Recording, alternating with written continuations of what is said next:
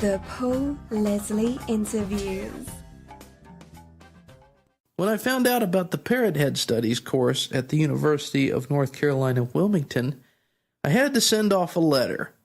And in response, I got a phone call from the whole class. Hi, Paul Leslie. This is Kathleen Casto. I am Mr. Professor Johnson's personal assistant, and we are calling in response to your letter. We'd be very happy to talk to you about our Parrothead class. Goodbye, Paul! It's after class, and we're talking with Dan and Candy. They head up the Parrothead class here at the University of North Carolina, Wilmington. So I'd like to welcome you guys as guests on our program. Hello, guys. Hey. Hi, Paul. Hello. Well, it was quite an interesting class. I kind of felt strange talking so long in front of the class, but if you could tell the listeners at home, how was the idea for this class? How did it start? Well, I think Dan and I have known each other for about, 10 years now, and as colleagues, and we found out that we were each Parrothead, so we started going to Buffett concerts in Raleigh together with his wife and a whole bunch of other people. And so then one day we thought, well, try to do some research on Parrotheads because we both study leisure behavior. That's what our background. We were in a parking lot. In a parking lot. When that idea came. And we thought, well, then we could write, the ticket prices off of our income tax also. and so we had another colleague from University of Florida and then a colleague from Texas A&M, and we presented this idea to them, and they came on board with us. So we started really studying Parrotheads. And then Dan came up with the idea one day to actually teach a class on Parrothead Studies. There was honors seminar classes that are 1 hour a semester, 1 hour a week, and you have to be an honors student to be able to take this class, and so that's just kind of how it evolved.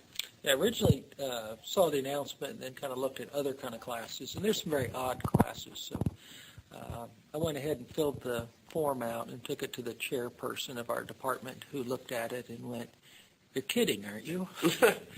I said, "No, I'm not kidding. Just sign it." And he signs the things, and I faxed it over here, and they called us back about 10 minutes later, approved the class, and wanted us to teach it. That was 4 years ago. Yeah, and it went that quick. And as you heard the students say, it fills up within the first couple hours of registration. I didn't realize it was going, well, I knew it was going quickly. I didn't know people were planning so much and fighting each other off to get in the class. But it probably fills up as quickly or quicker than any class on campus. Why do you think it is a popular class? Well, there's a portion of it that you saw today that there really are a lot of Buffett fans in college. In this college, in this university, because we're 10 minutes from the beach, so that makes a big difference. Yeah. Oh yeah. But I think it's a part of that too, that you can tell your friends you're taking it, or your high school classmates that I'm taking a Parrothead class. Or your parents. Right. Yeah. And I suppose that's gone over various kinds of ways with parents. But I think that's a lot of it. It sounds like fun, which it should be. Oh yeah. And that's sort of the purpose of it. Because we not only look at Jimmy Buffett and Parrotheads, and that's mainly what we look at is the phenomena of people who like his music and like that beach lifestyle and follow him. But we also put some theory in there. We look at such things as the theory on serious leisure and how people really develop an intense interest and buy all the paraphernalia, buy all the music, go to the concerts, make this a yearly ritual maybe to do the concert with people they only see once a year or something. And so we look at it from that perspective. But then we really got into, after that, the whole idea of the Parrothead clubs, which we knew there were Parrothead clubs, but we didn't really understand that phenomena until we started studying Parrotheads. And so we look at that as from the theory of social capital, because people join in order to be with their friends, and then they give back, as you know, to lots of different causes, Save the Manatee, Alzheimer's Association, just all kinds of causes. Well, I think, too, a lot of the classes, and you'd be a good example of that, we get to talk to people, and they get to ask them questions, and they get to hear from people who have just incredible experiences Stories. in all different ways. So we've had Billy Peoples from the Parrot Web Ring, and Andrew Talbert, who's done a show with Radio Margaritaville. We've had people from a Margaritaville.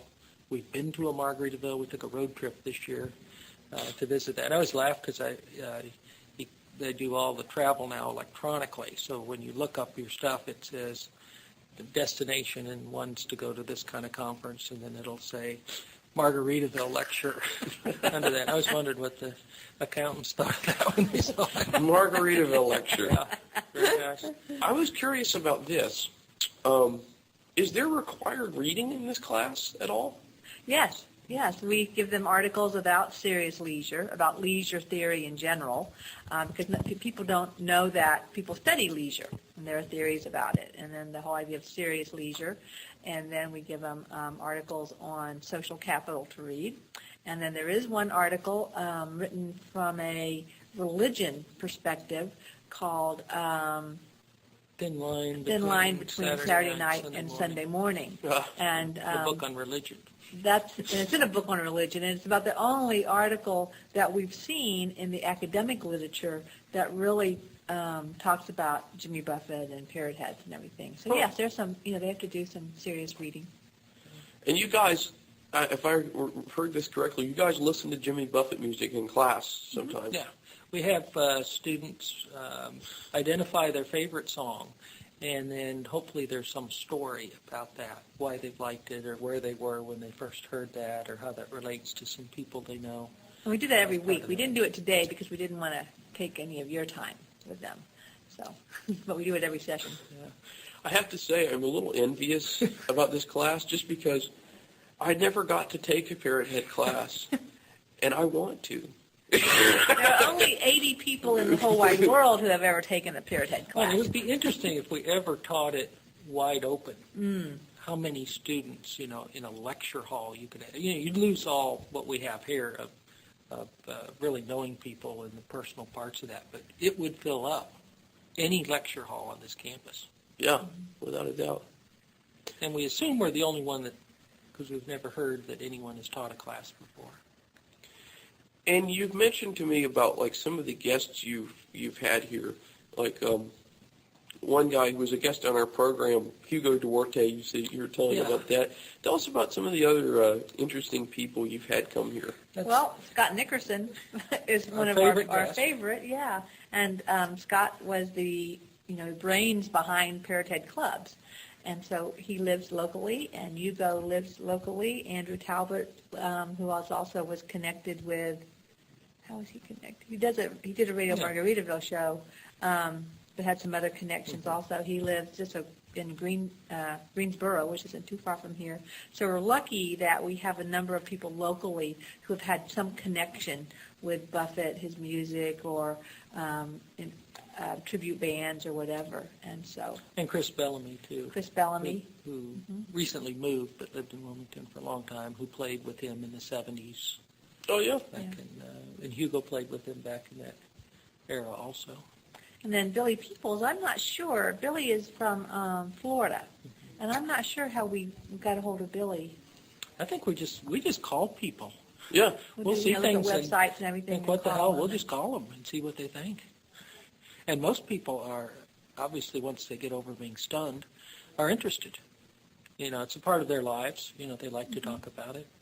We've had Parrothead Club presidents come to class and talk about, their experiences as a Parrothead and how they got to be president and what that means.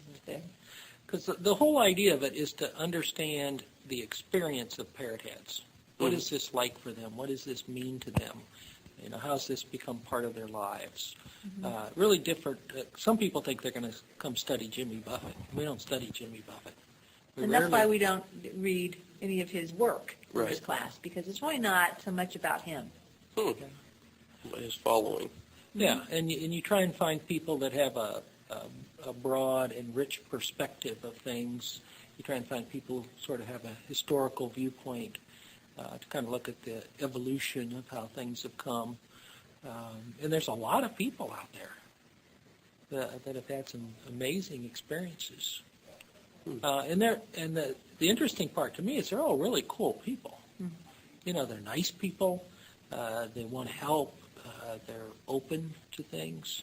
I think that's some of the things that we've seen in Parrotheads is, they're just good people in lots of ways. That you can, go to a tailgate at a concert and, you walk up and people will give you food and they will give you drinks and they will talk to you and they will play around with you.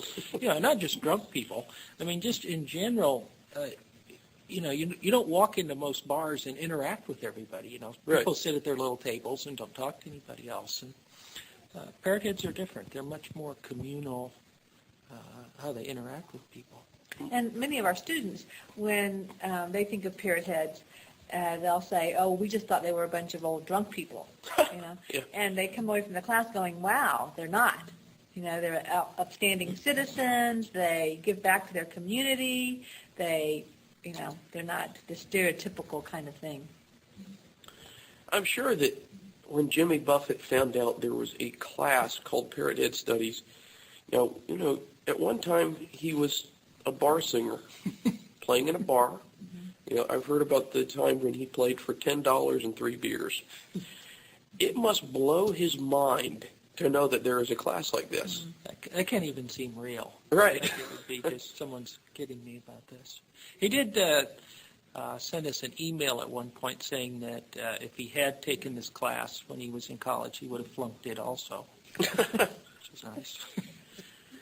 So I'm guessing Mr. Buffett will eventually want to come to this class. We would love him to come because we think he's had the best look at all of this. He's been in the front row for all of this, and for 40 years. Right. I'd like to see his perspective on these people out there. We've heard him in an interview say, "Get a life," but yet he also, has to have some other broader view of this. And yeah, it would be interesting to how he puts this in perspective. It would be a fascinating perspective, I have to say. You hear that, Mr. Buffett? You are welcome to come to this class. Anytime. Just out of curiosity, how did you guys become Jimmy Buffett fans, each of you? I'm from Florida, so that's kind of a no-brainer. But I was in my early 30s, I think, and a friend of mine had some music, and I just fell in love with it because it was beach music, and I was a beach girl.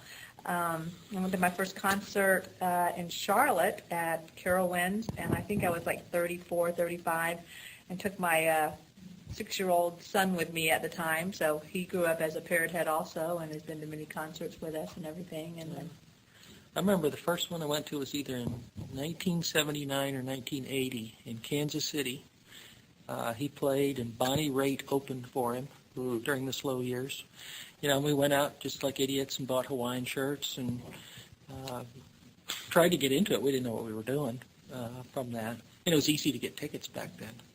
And it just sort of hooks you, and you end up buying more music. And I'm actually a Deadhead, too. Oh, yeah? It's an odd combination of that. But it's sort of grown. And what Candy was talking about when we used to go see him a lot when we were all up in Chapel Hill, it was a real event. There were 10 or 15 people every time, and this was pre-cell phone and pre-internet. And you would literally find some place that had a whole lot of telephones, and you would redial and redial, to get on tickets. And we figured out one time we hit 30,000 numbers between everyone to get tickets. And so this became a big event, and it was an important group activity for a bunch of people. And that's a lot how I really got into it. It was a sort of a ritual, and you looked forward every year to seeing how you were going to get tickets and what your strategies were going to be and whose place the party was going to be at. And it became sort of a family kind of thing. And Dan, of course, is known for his margaritas, so it's the best batches ever. They're brilliant. Right on. Well, guys. Because we don't serve those in class. We have to say that. It's an alcohol-free class. Do you ever feel like getting to do this class? I mean, not many people will have an opportunity to do something this cool. You ever feel like you're kind of cheating life? I mean, No, I think we're taking advantage of life. Yeah, that's a good attitude. Yeah. I like that. Yeah, I feel like I'm cheating it every day. It is. You do get, because Wilmington is not a huge town, and there was an article in the paper about us, and so people that even in businesses know that you do this, and they make a lot of funny comments. Oh yeah. Along the way. But a portion of that is, do you get paid to do that? And for both Candy and I, we teach this 1-hour class, but we're then teaching 9 hours of recreation therapy, which is our profession, which is about working with people with disabilities. So this is sort of a sideline. I think maybe if I was teaching 9 hours of Buffett classes, I would be living the greatest life. Or cheating it. Yes. My last question is that this program does go out all over the world, so this is your opportunity. What would you guys like to say to the world? Ooh. Oh, my goodness. You go first. Send money. Send money. Yeah, write it to Dan Johnson. That is a hard question to answer. One of the things we would like to do, and I was telling you about this earlier, we do all these interviews in parking lots mostly and in class here. Parking lots and concerts. Yeah, and essentially the tapes are sitting around right now. That's why people can send us money so we can hire transcribers. But we would really like to write an article, and our class is in this library right now, a journal article, scholarly article about parrotheads, and that's what we're using all that information for. So we don't want to write a book or a bestseller. We'd like to look at the academic part of that, which is understanding Parrothead's experience. And I think another part of that is that, like I said before, Parrotheads just aren't people who go to these concerts and, wear grass skirts and coconut bras and drink margaritas, but the Parrothead clubs play such an important role in their lives, many of them, and in society. We find that in our study of leisure that social clubs like the Kiwanis and the Rotary women's clubs, they're declining in their membership. We get information every month about a new Parrothead club being started. And so we really think that because of the laid-back attitude, the family atmosphere, come if you want, don't come if you don't want. We don't go by Robert's Rules of Order. We meet in a restaurant or a bar and we have fun and we do things that we want to do. And they're doing an incredible job raising money for all kinds of important causes. So I think that's something that people can learn from, about how our generation but Dan and I are both baby boomers and maybe even younger generations, how they want to give back to society, and it might not be the same way that our parents did. Yeah, they're an interesting story, and I think it needs to get out about what kind of people they are and the things that they do, and not necessarily to legitimize it, but to have people understand that there's some stuff here. Mm-hmm. Some good stuff. Good stuff. Very good stuff. Well, I do thank you guys for inviting me to this class. It was a pleasure, and thank you for taking the time to talk to me. Do you think from coming to talk to a Parrothead class you're cheating life? No, I don't. And you can write this off on your taxes. I can. That's true. That is true. But with the prices of gas, I would say no. Not going to help. Well, thanks for coming. Thank you. Well, yes. thank you. All right.